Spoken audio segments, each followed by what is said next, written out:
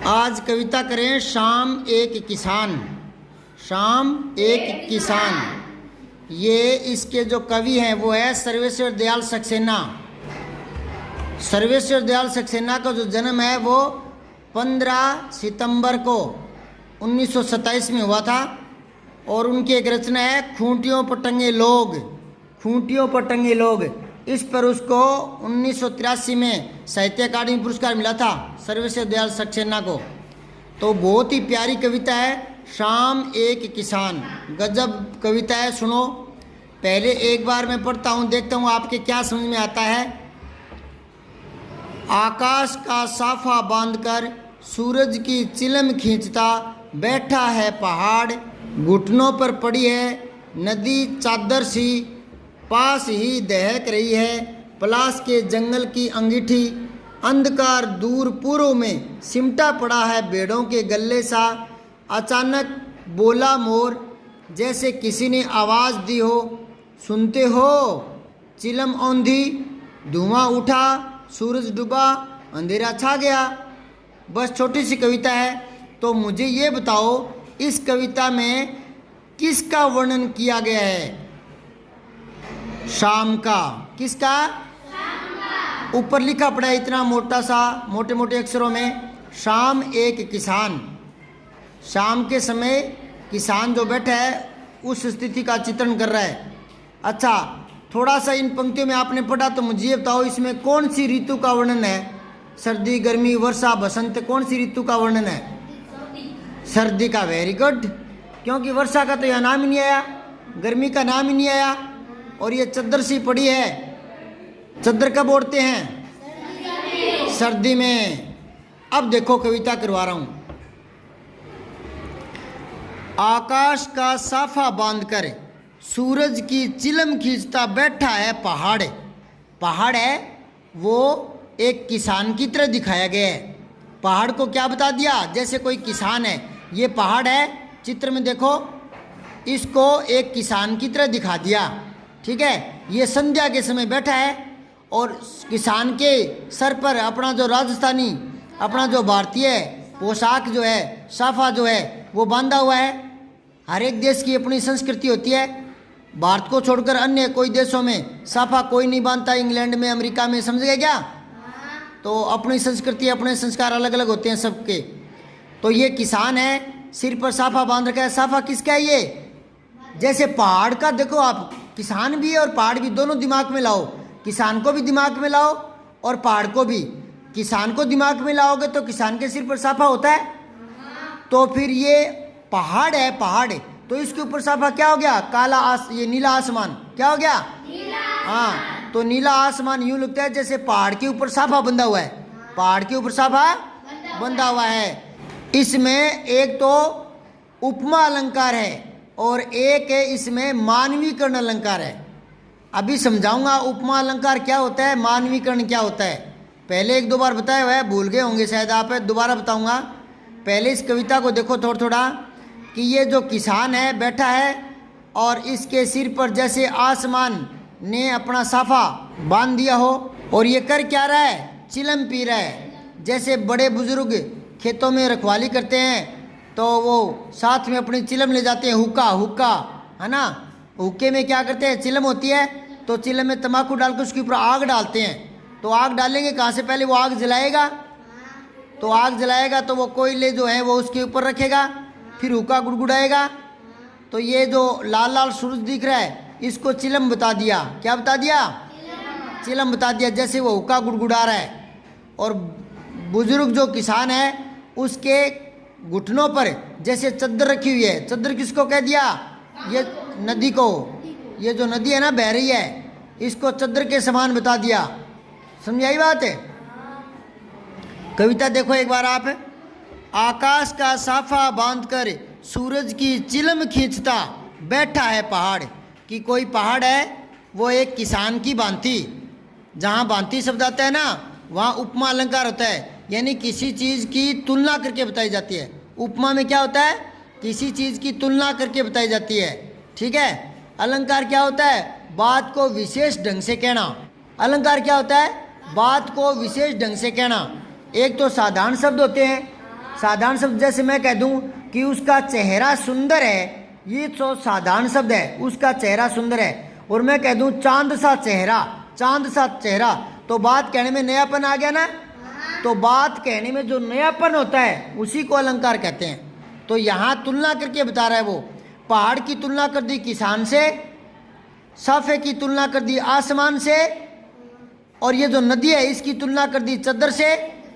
तो फिर ये उपमा अलंकार है। जब तुलना करके बताई जाती है ना कोई चीज़ की, तो वहाँ एक नयापन होता है, उसको अलंकार कहते हैं, और तुलना करने वाले को उपमा अलंकार कहते हैं। ठीक है, नयापन किसी भी तरीके से लाया जा सकता है, एक एक अक्षर को बार बार जोड़कर भी लाया जा सकता है, एक एक अक्षर को। जैसे भगवान भक्तों की बूरी बित्ती बगाइए, बह आ गया ना। कल कालिंदी कूल की कलित कला में केली, कह आ गया ना। चंदू के चाचा ने चंदू की चाची को चांदनी चौक में चम्मच से चटनी चटाई, चे चे चे चे आ गया ना। तो ये जो एक ही अक्षर से बनता है उसको बोलते हैं अनुप्रास अलंकार। तो अलंकार मतलब सुंदरता लाने के लिए वाक्य को कैसे ही लिखा जा सकता है, तो जिसमें एक वर्ण आए, एक अक्षर बार बार आए, चारू चंद्र की चंचल किरणें, तो वो होता है अनुप्रास। और जहाँ तुलना की जाती है वहाँ होता है उपमा अलंकार। क्या होता है? जिसमें तुलना की जाती है। तो यहाँ तुलना कर रहा है ना, पहाड़ को किसके समान बता दिया? किसान के समान। और किसान का साफा किसके समान बता दिया? आसमान के समान। तो उनके समान बता रहा है, तो नयापन ला रहे ना कहने में, बात कहने में नयापन आ रहा है ना, नयापन। उस नयापन को अलंकार कहते हैं। भाषा में नयापन है। देखो दोबारा से, आकाश का साफा बांध कर, पहाड़ कोई साफा बांध लेता है क्या? पहाड़ है, पहाड़ के कोई हाथ होते हैं क्या साफा बांध लेता है क्या? पहाड़ के कोई सिर होता है क्या साफा बांध लेता है क्या? आदमी बांधता है ना साफा, तो मानव बांधता है ना, मानव। तो मानव वाले काम प्रकृति में दिखा दें तो वहाँ मानवीकरण अलंकार भी होता है। मानवीकरण अलंकार, एक और उदाहरण से समझो मानवीकरण अलंकार क्या है। जब प्रकृति में ऐसी चीजें दिखा दें जो मानव करता है, जैसे मैं कहूँ पुष्प खिल रहे थे, सूरज निकलते ही पुष्प खिलने लगते हैं ना। सुबह बिच्छू बुंटी देखी ना अपने घर पर, सूरज निकलते ही खिल जाती है ना वो। तो अगर मैं कहूँ पुष्प खिल रहे थे तो साधारण बात है। और मैं कह दूँ पुष्प मुस्कुरा रहे थे, तो मुस्कुराया कौन करता है? मानव, आदमी। और वो कह रहे पुष्प मुस्कुरा रहे थे, तो वहाँ हो गया मानवीकरण। बात को कहने का नया ढंग तो है ना। देखो सामान्य ढंग तो है पुष्प खिल रहे थे, ये तो सामान्य ढंग है बात कहने का, सामान्य ढंग है पुष्प खिल रहे थे। और मैं कह दूँ पुष्प मुस्कुरा रहे थे, तो नयापन है ना बात कहने में। बात कहने में नयापन है कि नहीं? तो नयापन को क्या कहेंगे? अलंकार। तो यहाँ मैं वो क्रिया दिखा रहा हूँ जो मानव करता है, तो हो गया मानवीकरण। तो इस पूरे दोनों पदों में एक तो बार बार तुलना करेगा दूसरी चीज़ों से, तुलना, तब तो है उपमा अलंकार। और वो उसमें मानवीकरण करके दिखाएगा, मनुष्य वाली क्रियाकलाप यहाँ दिखाएगा। तो दो अलंकार एक साथ चलेंगे, मानवीकरण और उपमा अलंकार। ठीक है। अब देखो, आकाश का साफा बांधकर सूरज की चिलम खींचता बैठा है पहाड़। कि एक पहाड़ यूं लगता है जैसे किसान के रूप में बैठा हो, जिसने आकाश को साफे के रूप में बांध रखा है। ठीक है। और चिलम खींच रहा है, मतलब वो चिलम पी रहा है। ठीक है, हुक्का गुड़गुड़ा रहा है। घुटनों पर पड़ी है नदी चादर सी। ये सी सा आ जाता है ना, तो वहाँ उपमा अलंकार ही होता है। क्या होता है? उपमा, क्योंकि तुलना होती है वहाँ, तुलना। ठीक है। तो घुटनों पर पड़ी है नदी चादर सी। ये जो नदी दिख रही है ना, नदी, ये इसके घुटनों पर, ये घुटना है। यूँ लगता है जैसे एक चादर पड़ी हो किसान के घुटने पर। ठीक है ना। पास ही दहक रही है पलास के जंगल की अंगीठी। अंगीठी जानते हो क्या? जिसमें कोयला डालकर सुलगाया जाता है ना, आग जलाई जाती है अंगीठी में, फिर भोजन पकाते हैं अंगीठी पर रख करके, या कोई सर्दियों में हाथ सेकता है। तो अंगीठी का प्रयोग सर्दियों में होता है ना। तो फिर यहाँ सर्दी ऋतु का वर्णन है, शीत ऋतु का। ठीक है। तो ये देखो छोटे छोटे पौधे से दिखाई दे रहे हैं, काले काले दिखाई दे रहे हैं ना। और इन पौधों के यूपर लाल लाल फूल है। ये पलास के पेड़ हैं, पौधे नहीं, ये पेड़ है पलास के। और पलास के पेड़ों पर लाल लाल फूल लगते हैं। कैसे? यूँ लगता है जैसे ये नीचे तो कोयला हो और ऊपर से कोयला जल रहा है और कोयला आग में बदल रहा है। सिगड़ी जो है ना, जिसको बोलते हैं अंगीठी, वो दहक रही है, जल रही है। क्योंकि किसान हुक्का भरेगा तो पहले आग जलाएगा ना, तो सिगड़ी में आग जल रही है और ये लाल कोयले पड़े हैं। ठीक है, तो क्या कह रहा है, पलास के जंगलों की अंगीठी। पलास के जो जंगल है पहाड़ी इलाके में, वो यूं लगता है जैसे अंगीठी हो जिसमें कोयले जले हुए हो, आग जल रही हो। अंधकार दूर पूर्व में, और पूर्व दिशा में जो अंधकार है वो सिमट बैठा है भेड़ों के गले सा। गले सा मतलब भेड़ों के झुंड सा, मतलब है पश्चिम दिशा में तो लालिमा सी दिखाई देने लगती है, क्योंकि वहाँ सूर्य छिपने वाला होता है, हल्की हल्की लालिमा दिखाई देती है। लेकिन पूर्व दिशा में अंधकार बढ़ने लग जाता है। ठीक है, और वो बढ़ता बढ़ता पश्चिम दिशा में पूरे आकाश में अंधकार फैल जाता है रात्रि होने के बाद, है ना। तो ये जो पूर्व दिशा का जो अंधकार है वो सिमटता हुआ बताया है, जैसे भेड़ें चरती चरती एक झुंड में आ जाती है ना, झुंड में सिमट जाती है ना, तो वैसे ही अंधकार सिमट कर गहरा हो गया है पूर्व दिशा में। अंधकार दूर पूर्व में सिमट बैठा है भेड़ों के गले सा, कि भेड़ों के झुंड के समान। और जहाँ समान शब्द आता है, सा शब्द आता है या समान शब्द आता है, वहाँ वो तुलना कर रहा होता है, तो वहाँ नयापन होता है, तो उस नएपन को कहते हैं उपमा अलंकार। ठीक है, और देखो, अचानक बोला मोर, ठीक उसी समय मोर बोल पड़ा, क्योंकि संध्या के समय सन्नाटा होता है, रात होने वाली होती है। उस सन्नाटे में अचानक मोर बोला, जैसे किसी ने आवाज दियो। मोर की आवाज की तुलना कर दी, किस आवाज से, किसी और गृहिणी की आवाज से। जैसे कोई बुजुर्ग किसान बाहर बैठा हुक्का गुड़गुड़ा रहा हो और दिन छिपकर अंधेरा होने वाला हो, तो घर की गृहिणी बुलाती है, क्या कहती है, अजी सुनते हो, मतलब अंधेरा हो गया, घर पर आ जाओ, सो जाओ, खाना जिम लो ना। तो जैसे आवाज़ आई हो, मोर बोला था, लेकिन आवाज़ ऐसे लग रही थी जैसे किसी ने आवाज़ लगाई हो, सुनते हो। इतना सुनते ही किसान ने क्या किया, चिलम औंधी, अपनी जो चिलम है वो उसको उल्टी कर दी, क्योंकि चिलम में जो आग जलती है, जो हुक्का गुड़गुड़ाता है, और संध्या के समय जब वो सोने जाता है तो उस आग को बुझाता है, क्योंकि चिलम में पड़ी आग हवा से किसी जलने वाली चीज़ पर गिर सकती है और वो नुकसान पहुंचा सकती है। इसलिए उस चिलम को, जिसमें आग होती है, किसान हुक्का बंद करने के बाद उस चिलम को उल्टी कर देता है रेत में, है ना, और वो बुझ जाती है कोयला। ठीक है, तो ये देखो क्या लिख रहे हैं, चिलम औंधी, चिलम को औंधी कर दी गई, औंधी मतलब उल्टी कर दी गई। धुआं उठा, और एकदम से जो है वो आग बुझती है तो गहरा धुआं भी छोड़ती है एक बार, है ना, तो धुआं सा उठा, और धुआं काला होता है, तो रात भी धीरे धीरे काली हो गई, कालापन बढ़ता जाता है संध्या के बाद। ठीक है, तो कह रहे हैं चिलम औंधी, धुआं उठा, सूरज डूबा, इतने में सूरज डूब गया। और यहाँ सूरज को चिलम के समान बताया था ना, सूरज को चिलम के समान, जैसे वो हुक्का गुड़गुड़ा रहा है किसान है, तो ये जो चिलम है ये तो उसने औंधी कर दी, मतलब सूरज डूब गया। ये यहाँ लिखा है, सूरज डूबा, अंधेरा छा गया, और इतने में अंधेरा छा गया, क्योंकि संध्या के बाद अंधकार हो जाता है। अब इसको आनंद के साथ दोबारा देखो,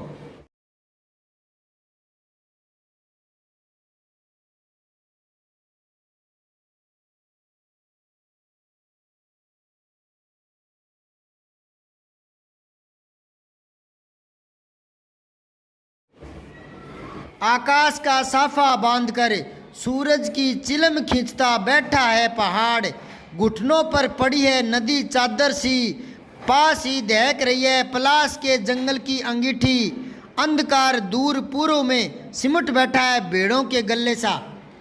इस कविता में कवि सर्वेश्वर दयाल सक्सेना ने एक शाम का, संध्या का बहुत ही आकर्षक वर्णन किया है। कवि लिखते हैं कि संध्या के समय जो पहाड़ी इलाके में सूरज छिपता दिखाई देता है, तो पहाड़ एक किसान के बैठे रूप को दिखाता है।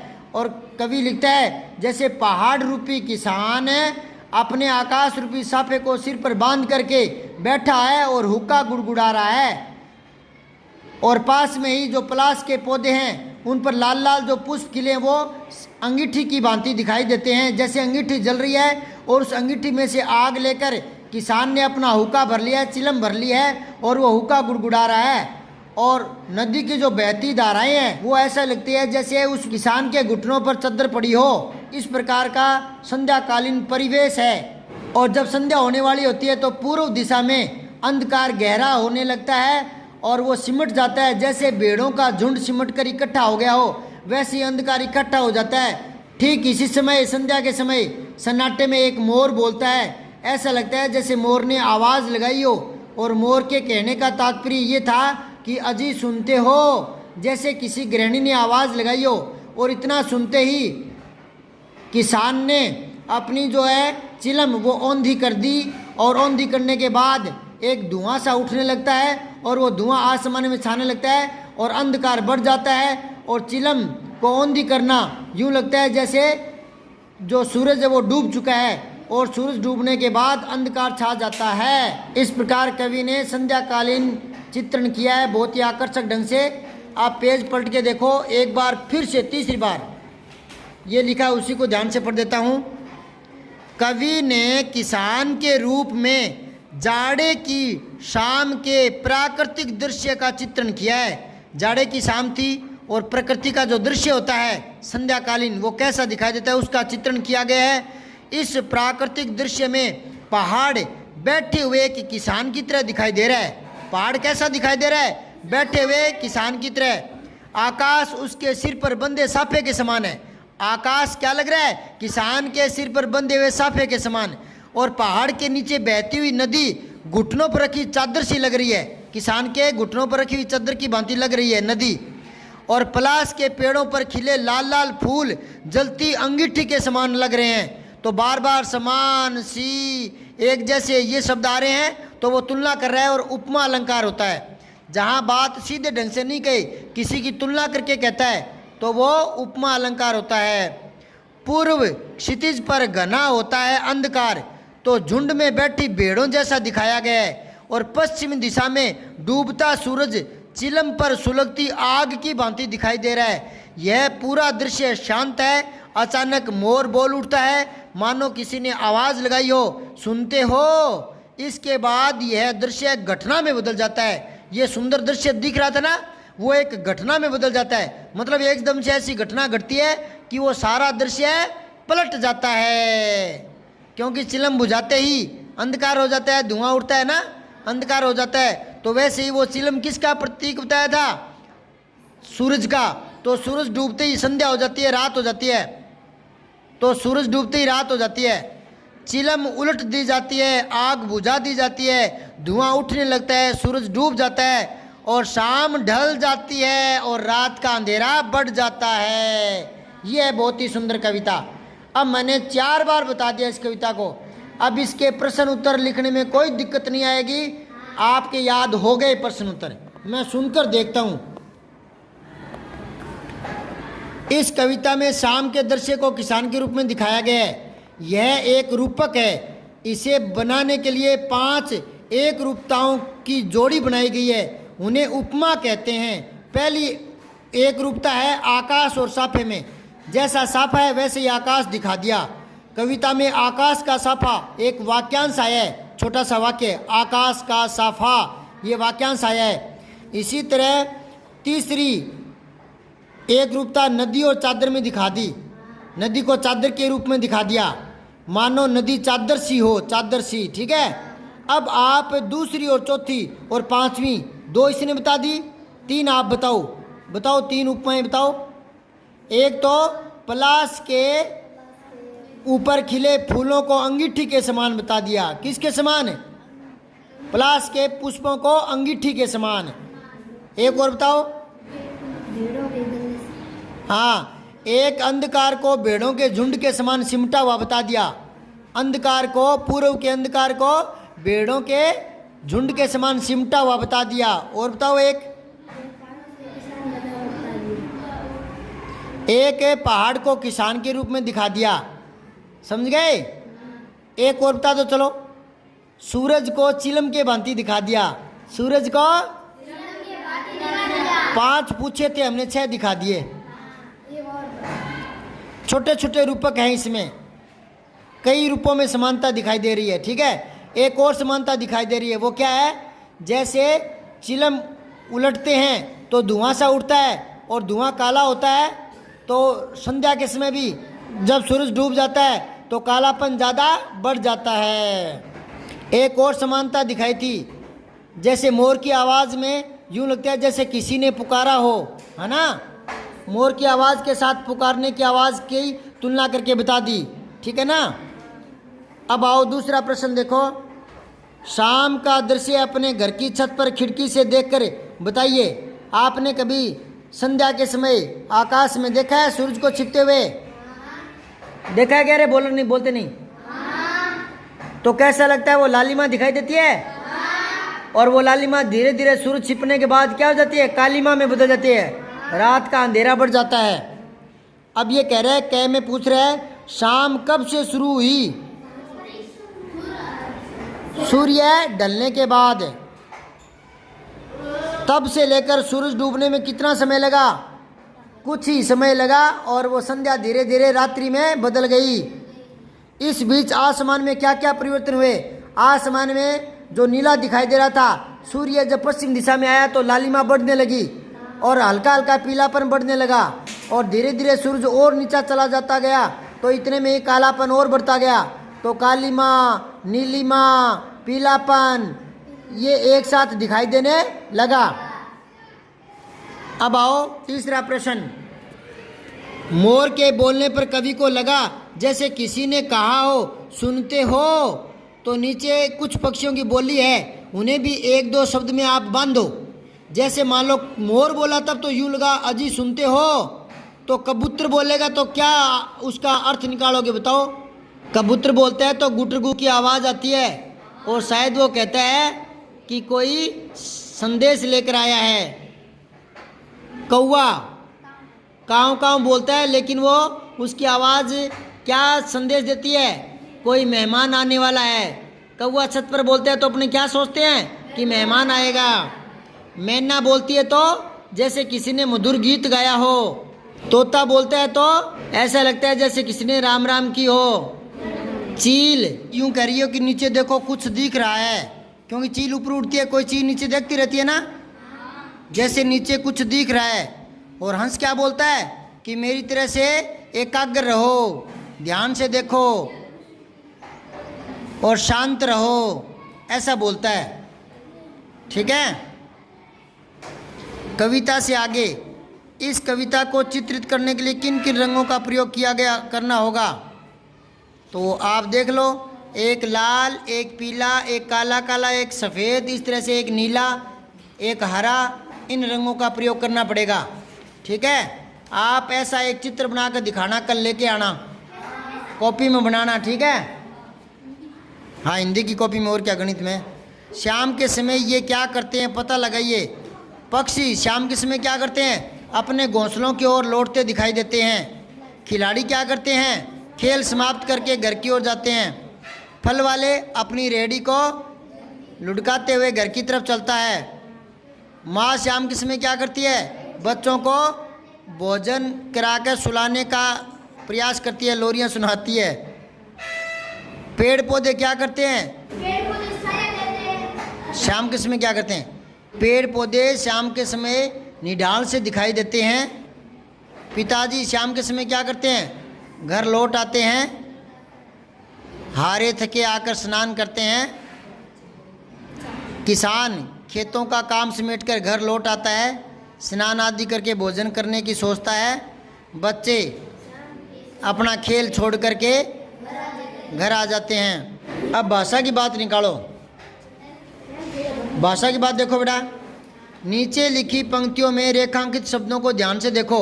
घुटनों पर पड़ी है नदी चादर सी, सिमटा पड़ा है भेड़ों के गले सा, पानी का पर्दा सा मेरे आसपास था हिल रहा, मंडरा रहा था एक मरियल सा कुत्ता आसपास, दिल है छोटा सा छोटी सी आशा, घास पर फुदकती नन्ही सी चिड़िया। इन पंक्तियों में सा सी का प्रयोग व्याकरण की दृष्टि से कैसे शब्दों के साथ होता है जिनके साथ तुलना की जाती हो? क्या तुलना की जाती हो, उनके साथ सा से सी शब्द आ जाते हैं। ठीक है। निम्नलिखित शब्दों का प्रयोग आप किन संदर्भों में करेंगे? प्रत्येक शब्द पर दो दो वाक्य बनाइए। तो औंधी क्या होता है? उल्टी कर देना। इस पर दो वाक्य बनाइए। चिलम औंधी कर दी गई। सुरेश भागते भागते औंधे मुंह गिरा। दहक क्या होता है? जलना, दहकना। चूल्हे में आग दहकने लगी। तुरंत झोपड़ी में आग दहकने लगी। सिमटा, अंधेरा सिमट सा गया। ठीक है ना? किसान ने सर्दी लगने पर घुटनों को सिमेट कर छाती से लगा लिया। ठीक है, इस तरह से। सब्सक्राइब करके बेल आइकन जरूर दबाएं।